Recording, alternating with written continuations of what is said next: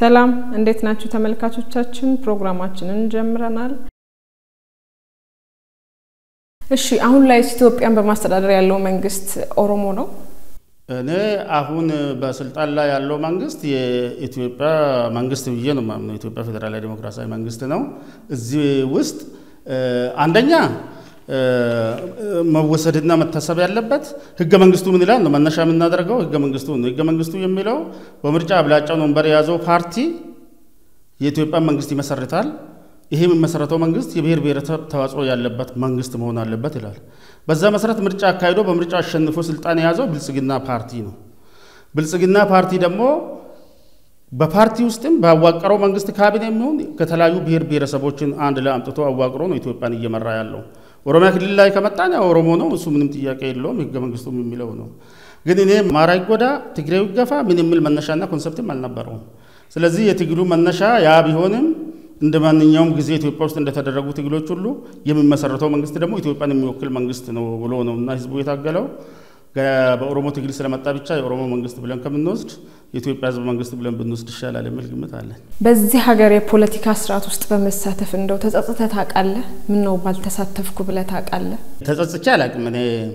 በመታገል ላይ እንደድለኛ ነው ራሴን የሚቆጥረው የሚጸጽቱኝ ነገሮች መታገል ሳይሆን በትግል ውስጥ ለዚህ ሀገር ይሄን አስተዋጽኦ ይሄን እድል አግኝቼ ይሄን ህዝብ በማገልገል በጣም ደስተኛ ነኝ አንሰ በዛ ይሄን ነገር 30 አመታት በቆየውበት ወቅት ብዙ ለውጦች በዚህ ሀገር መጥተዋል እኔ አስተዋጽኦ እዚህ ውስጥ አለ ብዬ ነው ማምነው ከዛ በዛ ኩራትና እንትን መስማኝ የሚጸጽተኝ ነገር ቢኖር ምንድነው ይሄን ያህል ጊዜ ለፍተን ይሄን ያህል ጊዜ ታግለን ዛሬም ኢትዮጵያ ውስጥ የሚፈልገው ለውጥ በሚፈልገው ደረጃ አለመምጣቱና ትላንትኛ ወደ ትግሉ ስንገባ የነበሩ ጥያቄዎች ዛሬ አንዳንዶቹ ምዛው ናቸው ይሄን ሁሉ መስዋዕት ተከፍሎ ይሄ ሁሉ አመት ለፍተንም ዛሬ ኢትዮጵያ አስተማማኝ ሰላም ያለበት ሰው እንደ ልቡ ወጥቶ የሚገባበት መሆን ነበረበት በኢኮኖሚም ህዝቡ አሁን ያለበት ድህነት በዚህ መልኩ መታየት አልነበረበት ህይወቱ ኑሮ ተሻሽሎ መታየት ነበረበት በሌላ መስክም ዲፕሎማሲም ይሁን በማህበራዊ ጉዳዮች ላይም የተሻለች ኢትዮጵያ መኖር ነበር ምክንያቱም ኢትዮጵያ የተረጋጋች በነበረችበት ወቅት በጣም ሲበጠበጡ የነበሩ በጣም ብዙ ችግር የነበረባቸው ነገሮች መውሰድ ይቻላል እነ ሩዋንዳን እነ ላይቤሪያን ብትወስጂ የኛ መከላከያ ነበር ሄዶ ሰላማቸውን ሲያረጋጋ የነበረውና አገሪቱ አገር እንድትሆን ዛሬ እነዛ ነገሮች በሚወስድበት ጊዜ አስተማማኝ ሰላም ያላቸው ከፍተኛ ልማት እድገት የሚታይበት የዓለም ቱሪዝም የሚሄድባቸውና በርካታ እንትን የሚገኝባቸው አገሮች ሆነዋል እኛ ዛሬም ከኛ ጋር የጠመንጃ ድምጽ ዛሬም ይሰማል ህዝቡ እንደፈለገ በሰላም ወጥቶ አለመግባቱ ይታያል ኢኮኖሚውም ብና ህዝቡ ያለበት የኑሮ ሁኔታ አንዳንዱን ነገር ስትመለከቱ የሚያሳዝን ነው ያን ሁሉ ለፍተን ከዚህ ደረጃ መሆን ሲገባ የኛ ነገር ሁለት እርምጃ ወደፊት እየሄደ አንድ እርምጃ እየተመለሰ አገራችን ዛሬ የሚታዩ ችግሮች ሲታዩ ሱ ፓርት ይቆጨኛል ይጸጽተኛል አንዳንድ ሰዎች አሁን ላይ ያለው የኢትዮጵያ ፌደራሊዝም ስርዓት በቋንቋ ላይ የተመሰረተ ነው ይላሉ ይህም ሆኖ ክልሎች የየራሳቸውን አጥር እንዲያበጁ መስመር ይከፍታል ይላሉ በዚህ በፖለቲካ ውስጥ ረጅም ጊዜም እንደመቆየት ካሉ ልምዶችም አሁን ያለው የፌደራሊዝም ስርዓት አወቃቀር ትክክል ነው ብለህ ታምናለህ አው በዚህ በፌደራሊዝም ኢትዮጵያ የምትከተለው ፌደራል ስርዓት ላይ የተለያዩ ሳቢዎች አሉ እኔ ፌደራሊዝሙ አወቃቀሩ ትክክል ነው ብዬ ከሚያምኑ ሰዎች ውስጥ ነኝ ፌደራሊዝሙ ትክክል ነው አወቃቀሩ ሲል እዚህ ላይ መሻሻል ያለባቸው ነገሮች የሉም ከመል አይደለም ግን አጠቃላይ መንፈሱን ስንወስድ ኢትዮጵያ ውስጥ ያለመረጋጋት ሀገረ መንግስቱ ከተመሰረተ ጊዜ አንስቶ ያለመረጋጋቶቹ ለምንድን የነበሩት ስንል መሰረታዊ ነገሮች ነበሩ አሁን የፊውዳሉን ስርዓት የንጉሱን ስርዓት እንዲጥል ካደረጉ ነገሮች አንዱ የመሬት ጉዳይ ነበር ባለባትን የነበረው ጨሰኛ ነው ህዝቡ ለፍቶ ሰርቶ ለባለባቶችና መስጦ ህዝቡና መሬቱም የጥቂት መሳፍንትና መኳንንት ቤተሰቦች ነበር ለውጡ ይሄንን ነገር አፈረሰና ሰፊው ህዝብ ጭቁኑ ህዝብ የመሬት ባለቤት እንዲሆን መሬት ለራሹ አዋጅ ወጣና አንድ ጥያቄ ተመልሰዋል በዛው ልክ ኢትዮጵያ የሁላችንም ትሁን ሁሉም የአንድ ብሔር ቋንቋ የአንድ ባህል ማንነት ተጨኖብናል ስለዚህ ሁላችንም የራሳችን ሆነ ማንነት አለና ይህ ሊከበር ይገባል ነበር ህዝባዊ መንግስት ይቋቋም በሚል ያን የተጀመረው ተቃውሞ እነዚህ የብሔር ማንነት ጥያቄ ደግሞ በርካታ ወጣቶች ከዩኒቨርሲቲ ነው ከ1960ዎቹ አንስቶ ሲነሱ የነበሩ ጥያቄዎች ናቸው እኔ ኦሮሞ ነኝ በኦሮሞ ማንነቴ መኩራት መቻል አለብኝ ባህሌን ማሳደግ መቻል አለብኝ በቋንቋዬ መጠቀም መዳኘት አለብኝ የሚል አለ ትግራዋዩም እንደዛ ሌላውም ደቡብም እንደዛ ሶማሌም አፋሩም ብንወስድ ይሄ ጥያቄ ባለበትና እነዚህ ጥያቄ ጀርባ በርካታ የታጠቁ ኃይሎች ወደ ትጥቅ ትግልም ወደ ምንም እየገቡ በአገር ውስጥም በውጭም እየተደራጁ አገሪቱን ሰላም ሲያሳጡ ነበር። እነዚህ ጥያቄ ደግሞ ምላሽ ካላገኙ ይቀጥላል ችግሮቹ። እነዚህ መልስ ለመስጠት ደግሞ ፌዴራሊዝሙ አይነተኛ ነገር ነበር። በሌላ በየትኛው መስፈርት ነው? አሁን ለምሳሌ ቋንቋም ባህሉን አንድ ላይ ኦሮሞ ህዝብ ለማሳደግ የኦሮሞ ህዝብ እንደ ክልል በጋራ ካልተደራጀ በተበታተነ ሁኔታ ይሄ ኦሮሚያ የሚባለው ክልል አንዱ ወደ ሌላ ከሆነ የጋራ እሴቶች አሉ። እነዚህ በጋራ ማሳደግ አይቻልም። ይሄንን ስንል እዚህ ፌዴራሊዝም ውስጥ መስተካከል ያለባቸው ነገሮች አሉ። የሚነሱ ቅሬታዎች አንዳንዱ ለምሳሌ ኦሮሚያ ውስጥ ሌሎች ብሔር ብሔረሰቦች አሉ። የነዚህ የብሔር ብሔረሰቦች መብቶች የሚከበርበት ሁኔታና ላይ ከአፈጻጸሙ ጋርም ታይዞ ችግሮች ይኖራሉ። እነዚህ መስተካከል መቻል አለባቸው። ሌላ ደግሞ በእድገት ደረጃው የሚለያቸው ነገር አለ። በጣም የተለጠጠ ከሆነ የብሔር ፖለቲካ በብሔር ለሚመሰረተው ነገር አደብ ካልተደረገና በሰው ትምርት ስልጣኔና በእድገት ወደ ጋራ ማንነት እያሳደግን ካልመጣንና ሁሉም የኔን ብቻ ብሎ ወደ ጫፍ እየወጣ ካሄደ አንድ አገራዊ ማንነትና አንድ አቋም እናጣለን። የራሱ አደጋ አለው። ስጋታቸው ይገባኛል። ናንን ችግር እንዳይኖር ብናደርግበት ሲስተም መፍጠር እንጂ አሁን ያለው ፌዴራሊዝም ነው ችግሩን የፈጠረው ብለን ይሄን ያለው ፌዴራሊዝም እናፍርስና በጂኦግራፊያ ወይም በሌላ አይነቱ እናደርግ ብንል ደግሞ ችግሩ መባባስ ይመስለኛል። ስለዚህ ፌዴራሊዝሙን እደግፈዋለሁ።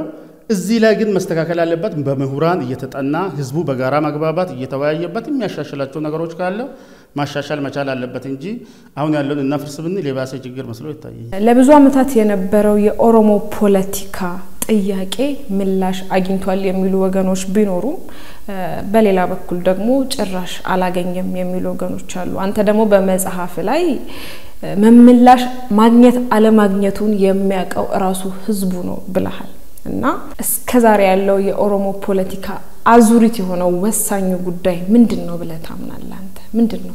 መሰረታዊ የኦሮሞ ጥያቄ የነበረው ነገሮች የሚታወቁ ናቸው። አንዳንድ ጊዜ ውስብስብ ለማድረግ ይሞክራሉ። ውስብስብ ማድረጉ ተገቢ አይደለም። ምክንያቱም ሌላ ህዝብ ዓለም ላይ ያለው ማንኛውም ህዝብ የሚጠይቀው አይነት ጥያቄ ነው የሚጠይቀው። መብቴን ነው የሚለው፣ ጥቅሜን ነው የሚለው። ይሄ ነገር ይወሰድና አንዳንድ ጊዜ ተለጥጦ ጭራሽ ኦሮሞ ህዝብ ጥያቄ አልተመለሰም የሚልም አለ። ኦሮሞ ህዝብ ከዚህ ውጭ ምንድነው የሚፈልገው የሚባለው ነገር አለ። መሰረታዊ ነገሮቹ እኔ እስከሚገባኝ ድረስ 2-3 ጥያቄዎች ናቸው። አንዱ ይሄ በነጻነት ራስን በራስ የማስተዳደር ነው። ይሄ ክልሉ አወቃቀር እንትን ብለዋል፣ መልክ ይዟል፣ ህገ መንግስታዊ ዋስትና አግኝቷል፣ በቋንቋው እየተዳኘ እየተጠቀመ ነው ያለው። ነገር ግን ከዘመነ ወያኔ አንስቶ ሲታገል የነበረው እዚህ አካባቢ መስተካከል ያለበት ብሎ ኦሮሞ ህዝብ ሲያነሳ የነበረው ጣልቃ ገብነቶች ነበሩ። ህጉ ፌዴራሊዝሙ አስቀምጧል። ራስን በራስ ታስተዳድራለህ ተብሎ በክልል ተደራጅቷል። ግን የራሱን አመራር በነጻነት መምረጥ አይችልም። ህዋቶች ያላመኑበት ሰው ወደ ክልል ፕሬዝዳንት መምጣት አይችልም፣ ወደ ከፍተኛ ቦታ መምጣት አይችልም። ይሄን ጣልቃ ገብነት ነው የሚቃወመው። ራሴን በራሴ ያለማንም ጣልቃ ገብነት በመምሰለኔ ሳይሆን እኔ በሚመርጣቸው ሰዎች ልተዳደር የሚል ነገር አለው። እሱ ነገር አብዛኛው ተመልሷል ብዬ አምናለሁ።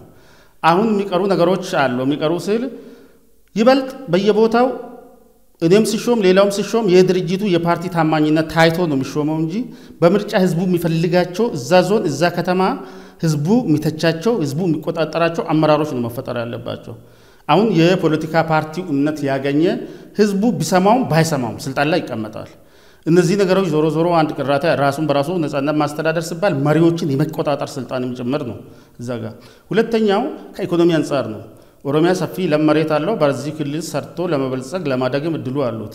የተመቻቸ ፖሊሲ ይኑርልኝ፣ ሲሰራ በነጻነት ልስራ፣ የሰራውትን ደግሞ በሚፈልገው መንገድ በነጻነት ሊጠቀም ነው። እሱ ላይ ጫናዎች ነበሩበት፣ ዋስትና አልነበረው። በኢንቨስትመንትና በልማት ይፈለጋል ይባልና ተነስ ተፈናቀል ተብሎ ይፈናቀላል። አምርቶ እንደ ልቡ ለዛ እሱ ሰርቶ ህይወቱን የሚቀይርበት ለእርሻ ስራ ተገቢ ትኩረት ተሰጥቶት በቴክኖሎጂ በሰው ኃይል ድጋፍ አይደረግለትም ነበር። እነዚህ ነገሮች አሁን ለውጡ ከመጣ በኋላ አንደኛ ጣልቃ ገብቶ ኦሮሚያ ላይ ማንም እጁን አስገብቶ ሊሾም ሊሻር የሚልበት የለም። አጋጣሚ ሆኖ አገርን በመምራት ላይ ከፍተኛ ቦታ ላይ የራሱ አስተዋጽኦ እያበረከተ ስላለ አሁን እዛ አካባቢ ውስጥ ለውስጥ የሚስተካከሉ ነገሮች ይኖሩ እንጂ ህዝቡ ትላንት አምሮሮ የታገለው ይሄ የጣልቃ ገብነቱ ነገር ቆሞለታል። በኢኮኖሚም ቢሆን ዘመናዊ ትራክተሮች፣ እርሻ፣ ሌሎች ነገሮች እየተመቻቹለት ያለ ሁኔታ አለ። እንደዚህ ሁኔታዎች ቢኖሩም ሙሉ በሙሉ ሰላሙ አስተማማኝ ሆኖ ግብአቶቹን በሚፈልገው አግኝቶ ኢኮኖሚ ማደጉ ላይ ችግር አለ። ሁለተኛ የሰላም ጉዳይ ነው። ለሁሉ ነገር ወሳኝ እሱ ነው ወጥቶ መግባት መስራት እንደ ልቡ መንቀሳቀስ ከሌሎች ብሔር ብሔረሰቦች ጋር ያለው መስተጋብርም ጠንካራ መሆን እነዚህ ነገሮች ለኦሮሞ ህዝብ ወሳኝ ናቸው እዛ አካባቢ የሚታዩ ችግሮች አሉ አንዳንድ ነገሮች እንቅስቃሴ ታይ ኦሮሞ ከሌላ ጋር የማጋጨቱ ነገሮችም ይታያሉ ኦሮሚያ ውስጥ የሚታዩ አንዳንድ ቦታ እነዚህ ሆን ብሎ በተለያዩ አካላት የሚፈጸሙት ሌላው ዛሬም ኦሮሞ ላይ የሚፈክሩ ኦሮሞን ዛሬም ትላንት እሱ በማይፈልገውና ገዢው መደብ ሲሰድብበት በነበረ መልክ የሚጠሩት እንዲናረጋለን ብሎ ምዝቱት አለ የህግ የበላይነት እንዲከበርና ይሄ ስጋት ምንድነው ህዝብ ውስጥ እየፈጠረ የሚሄደው ዛሬም የተረጋጋ ሁኔታ አይደለም ምቹ ሁኔታ ካገኘ ትላንት ሲገዛኝ የነበረው ኃይል ዛሬም መልሶ ተመሳሳይ ነገር ሊፈጽምብኝ እየተዘጋጀ ነው አጠቃላይ መፈክሩ ንቅናቄው ያንን ያሳያል ሰው የተረጋጋ ሁኔታ ላይ የለውም ብሎ የሚሰጋባቸው ነገሮች አሉ ከዛ በመለስ ደግሞ አንዳንድ እንትን ጥያቄዎች አሉ ለምሳሌ እንደ ህዝብ ብዛቱ የልጆቹ በየትኛውም ደረጃ በፌደራልም በየትም ሰርቶ እንትን እንዲሉ አፋን ኦሮሞ የፌደራሉ የሥራ ቋንቋ እንዲሆን ይፈልጋል በፍንፍኔ ላይ በህገ መንግስቱ የተቀመጡ ነገሮች አሉ ከኦሮሞ ህዝብ ጋር ታይዞ እነዚህ ነገሮች በአግባቡ ተፈቶ እንዲመለሱ የሚፈልጋቸው ነገሮች አሉ እኔም መስሎ ላነሳሽው ጥያቄ እየተመለሱ ናቸው የተመለሱ ያሉ ሂደት ውስጥ ያሉ ያልተመለሱም አሉ ለማለት ነው ኦሮሚያን ሲመሩ ከነበሩ ፕሬዝዳንቶች የትኛው ነው ለህዝቡ ትኩረት ሰጥቶ ከህዝብ ጋር ሲሰራ ለህዝብ ምላሽ ሲሰጥ ለህዝቡ ተገዢ ሆኖ ሲመራ የነበረው አንተ የምትለው የትኛው ፕሬዝዳንት ነው እስካሁን በነበሩት በተለይ በቅርበት ከምታውቃቸው ሁሉም ፕሬዝዳንቶች በነበራቸው ጊዜና ሁኔታ ነው የምትመዝኛቸውና ጥረት አድርጓል ሁሉም የራሳቸው ኳሊቲ ያላቸው የሚወሰንበት ስፔሲፊካሊ ካነሳቸው ጥያቄ አንፃር ከተወሰደ ህዝቡ የሚያረጋግጠው እኔም አብረም ሲሰራ ስለነበረ በጣም ማስተዋወሰው የአባዱላን ዘመን እንቅስቃሴ ነው አባዱላ የነበረውንም ጫና እየተጋፈጠ አርሚም ነበረ ድርጅቱ ሲመሰረትም ከትጥቅ ትግሉም አንስቶ የነበረ ነው ድፍረቱና ህዝባዊነቱም አለ ከዛ ተነስቶ በዛን ወቅት ብዙ ጫና ያለ ደፍሮ ነበር ሲሄድ የነበረው አዳዲስ ፕሮጀክቶችን አዳዲስ ስራዎችን ኦሮሚያ ውስጥ ከተለመደው ውጪ የሰዎቹንም ፍቃድና ፍላጎት ሳይጠይቅ ገፍቶ እየሄደ ነበር በዚህም እሱ ላይ ራሱ ጫና መጥቷል የተደጋጋሚ አባዱላ አንድ ተርም ነው 5 አመት ነው የኦሮሚያ ፕሬዝዳንት የሆነው ግን ከኮንስቲቲዩሽኑ አንፃር ሁለት ጊዜም የመሆን እድሉ ነበረው ያ እነዛ ጫናዎች ነው እሱም ራሱ እንደ በኦሮሚያ እንዳይቀጥልና ወደ ፓርላማ ተወስዶ አፈጉባኤ የሆኑት እና በኦሮሚያ ውስጥ ከነበሩ አንዱ እሳቸውን ማንሳት የሚቻለው ይሄ ሲባል ሌሎቹ መናገር ለናቱ ጁኔዲም ለመለወጥና ህዝቡን ይዛን ጊዜ ያደረጋቸው ጥረቶች እነኩማን በራሳቸው ጊዜ ሌላው በታሪክ የሚታወሰው እዚህ መጽሐፍ ላይ ለብቻ የጻፍኩት ሐሰን አሊ መጀመሪያ የኦሮሚያ የሚባል ክልል ሲመሰረት እነዚህ ኦሮሞ ራሱን መምራት አይችልም እስቲ እና ያለ ምን እንደሚያደርጉ የሚል ፌዝና ቀልዶች ነበሩ የሽግግር ወቅት አዲስ አበባ ውስጥ ለኦሮሚያ ፕሬዝዳንት ጽፈት ቤት ሲሰጥ እዛ የነበሩ ሚኒስቴር መስሪያ ቤቶች ቤት ውስጥ የነበረው ሽቦ እንኳን ነቃቅሎ ነው ይዞ የወጡት ከዛ ከነበሩበት ህንጻ ውስጥ አጠቃላይ ንቀት አልነበረም እስቲ ምን እንደሚያደርጉ እና ያለን እውነት መምራት ይችላሉ እነዚህ ሰዎች ተብሎ በዛን ጊዜ ምንም ልምድ ባልነበረበት ካቢኔ አዋቅሮ የክልሉን ቢሮክራሲ ተዋቅሮ ከተለያየ ቦታ ሰዎችን በማምጣት ክልል የሚባሉ ቢሮዎች ተዋቅሮ ዞኖች ወረዳዎች አደራጅቶ ነው መሰረት ያስያዘው እዛ መሰረት ላይ ነው ሌሎቹ ፕሬዝዳንቶች እየመጡ ዴቨሎፕ ያደረጉት የሚሻሻለውን እያሻሻሉ ወደ ልማትና ወደ ሌላ የገቡትና ከለውጥ አንፃር አባዱላን ኦሮሚያን ቤዝ ከማያሳዝ አንፃር ሐሰን አሊ ለኔ ልዩ ነበሩ ማለት ነው የኢትዮጵያ ፖለቲካ ከጊዜ ወደ ጊዜ አለመረጋጋትና እንዲሁም አልፎ ተርፎ የትጥቅ ትግል በየቦታው መጀመሩ ሀገሪቱ በሰላም የመዝለቅ ህልውናዋ ጠባብ ነው የሚሉ ወገኖች አሉ በዚህ ላይ ምን አይነት ሐሳብ ትሰጣለህ አንተ ተስማማለህ በሆነ ማግስት ተነስተን ኢትዮጵያ መፍረሷን ምን ሰማ አይነት ነገር አይደለም አገራቷ ጠንካራ የመንግስት መዋቅርና አላት ባህል አላት ህዝቡም ደግሞ ለዚህ ምቹ ነው በአግባቡ ከተያዘ አሁን ደርግ ወደቀ ጊዜ አንስተን ከሆነ ኢህአዴግ መጥቶ ሀገር እስኪቆጣጠር ድረስ በጣም ጋፖች ነበሩ መሃል ላይ ይሄ ህዝብ ተደራጅቶ አካባቢውንና የራሱን አመራርና የራሱን ግዛይ ኮሚቴ እየፈጠረ ነው አገር እንድትፈርስ የሚፈቅድ ህዝብ አይደለም ከአገር ጋር ያለው ቁርኝቱ ጠንካራ ነው ሁለተኛ ከጸጥታ አንፃር ያለው የመከላከያ ኃይልም ልምድ ወሰደና የቆየ የሰላም አስከባሪ ኃይል አለን ዝም ብሎ ኢትዮጵያ እስክትፈርስ ድረስ እንትን የሚል አይደለም ስለዚህ መሰረቶቹ አሉ እነዚህ መሰረቶች ላይ አሁን የተጀመሩትና እየተደረጉ ያሉ ጥረቶች ተቀጥሎ በዚህ በብሔራዊ መግባባቱም በሽግግር ጊዜ ፊቱም በመናምኑም ካደራጀንና ካጠናከር ኢትዮጵያ ከችግር የማውጣትና በፈጣን ሁኔታ የማደግና የመለወጥ እድሉ አላት እነዚህን እድሎች ካልተጠቀምንና አሁን የሚታየው በተለይ በሰሜን የሚታየው አመታትን እያስቆጠረ ያሉ ችግሮችና ሌሎች አካባቢ የሚታዩት ሁኔታዎች መረጋጋቱ የማይቀጥል ከሆነ አደጋው ግልጽ ነው የሚያጣል እሱንም ጥያቄ የለም። ኦሮሚያ ራሷን የቻለች ሪፐብሊክ ብትመሰርት ተጎጂ ናት ወይስ ተጠቃሚ ናት ብለህ ነው የምታስበው አንተ?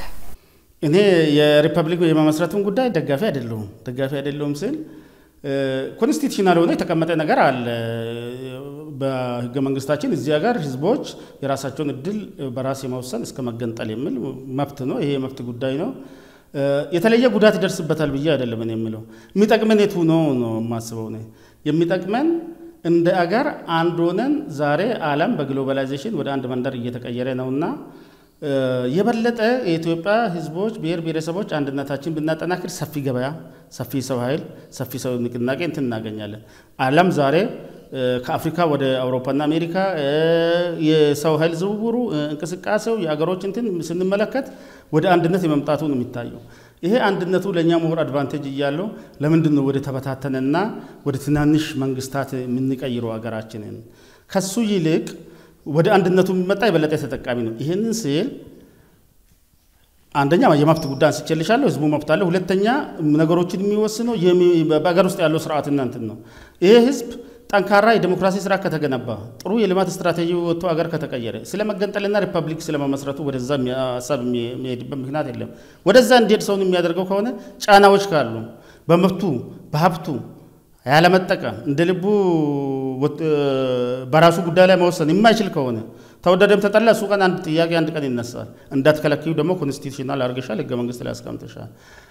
ያ የመብቱ ጉዳይ አለ። ግን ይበልጥ የሚጠቅመን ሪፐብሊክ ወደ መመስረቱ ሳይሆን ጠንካራ አገር ወደ መፍጠሩ እሱ ላይ ብናተኩር የተሻለ የሚል እምነት ውስጥ ያለን። ወደ ራስ ወደ ግል ልምጣና አሁን ላይ በምን አይነት ሁኔታ ውስጥ ነው የምትገኘው? ምን አይነት ስራ ዘርፍ ላይ ነው ያለው? ይሄ እንግዲህ ግል ጉዳይ ነው። ቤተሰብ ለማስተዳደር ምን ለማለት የግድ ስራ መስራት ያስፈልጋል። የተለያዩ ስራዎችን የግል ስራ ነው የሚሰራው። ካሁን በፊት የግል ካምፓኒ ውስጥ ሰርቼ ነበረ። አሁን እየሞካከርኳቸው ያለው የግል ስራዎች አሉ። በሌላ በኩል ደግሞ ይሄው ደራሲም እየሆንኩ ነው፣ መጽሐፍ እየጻፍኩ ነው። ይሄማ ያው የስራ ጉዞ ነው። ብቻ ቤተሰብን የሚያስተዳድርበት የራሴ ወዲ ወዳ እያልኩ ያሉት ስራዎች አሉ።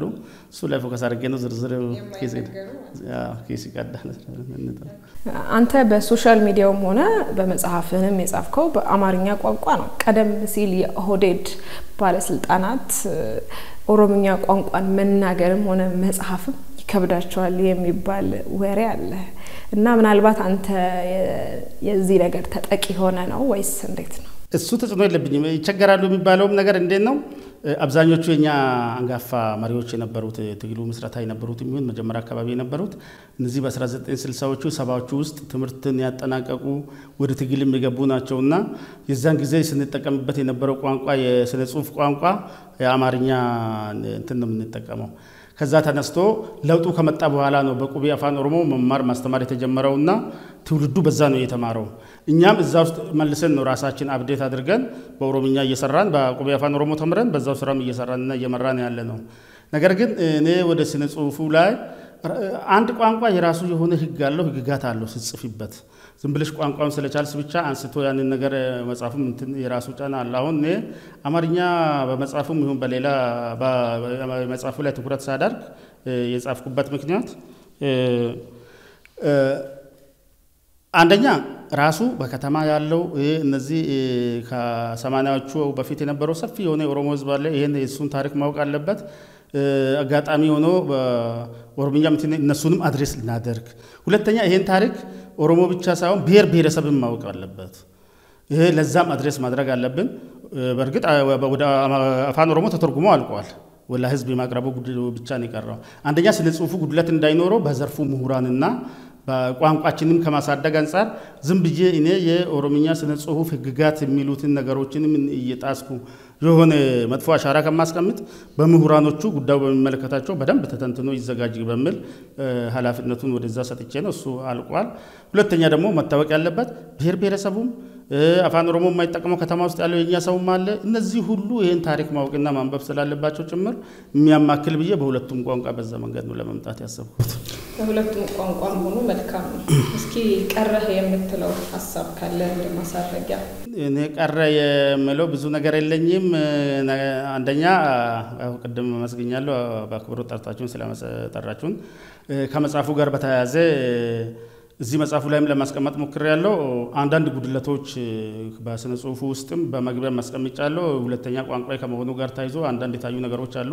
እሱን ነገር ከተሰጠን ኮሜንት ተነስቶን አስተካክለን በቅርብ ለህዝብ ለማቅረብ እየሰራ ነው። በሌላ በኩል በኦሮሚያ ውስጥ ያለውን ይሁን እንደ አገርም የሚዲያ ሚና ከፍተኛ ነው። እናንተም እየሰራችሁ ያለውን ላደንቅ እወዳለሁ። ምንድነው የኛ ሰው በተለያየ መንገድ ባለው ሙያና አቅም አስተዋጽኦ ማበርከት መቻል አለበት።